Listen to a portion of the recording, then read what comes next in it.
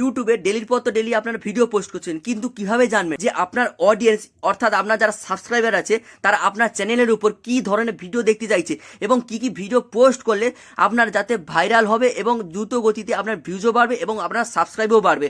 তো এই জিনিসটা আপনি কিভাবে চেক করবেন, জিনিসটা জানার আগে ভিডিওতে অবশ্যই লাইক করে সবাইকে শেয়ার করে দেবেন। ফার্স্ট ওয়াইটি স্টুডিও ওইভাবে ওপেন করে নেবেন, তারপর আপনি অ্যানালাইজ অপশন এখানে এসে ক্লিক করে নেওয়ার পর বাম দিকে দেখতে পাবেন যে ইন্সপিরেশন বলে একটি অপশন আছে, তো এই অপশনে আপনি ক্লিক করে নিন।